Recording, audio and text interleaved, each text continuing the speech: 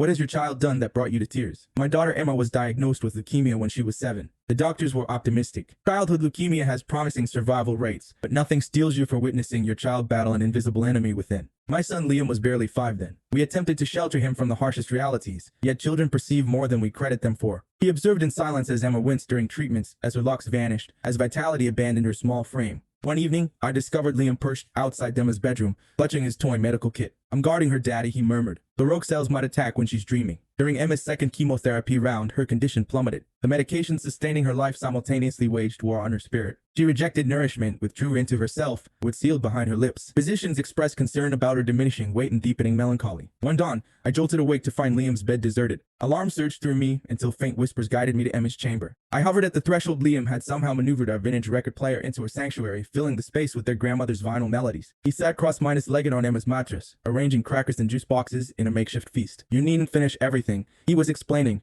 "but Daddy says your medicine works better with food companions. I'll sample it first to prove it's harmless." Emma tracked his tentative nibble of a cracker. Then, for the first time in days, her hand emerged from beneath the blanket. "I created something for you," Liam continued, extracting a folded page from his pajama pocket. It revealed a handcrafted card featuring a stick-mean-as figure Emma, hairless but embraced by an enormous golden sun. Inside, in wobbling kindergarten script, "Hair returns, hearts expand." Only when Emma glanced up and caught my gaze did I realize tears were streaming down my face. "Liam's joining my breakfast, Daddy," she announced, taking a modest bite. Her first voluntary nourishment in 70 hours. The following morning, Liam appeared at the table with his head completely shorn. "Liam, what have you done?" I inhaled sharply, dismayed. Those beautiful curls, once his mother's pride, vanished. "Now Emma isn't the only one without hair," he stated matter-of-factly. "Look," he indicated a plastic bag. "I preserved my hair so when Emma's rig grows, we can fashion a tiny wig for her teddy." I later learned he'd wielded safety scissors himself, removing each and even strand by determination alone. During Emma's bleakest period, Liam engineered what he named the Joy Emergency Kit. He filled a shoebox with treasures for when sadness grows to vast, a smooth pebble from our pre-diagnosis beach vacation, a miniature dinosaur figurine,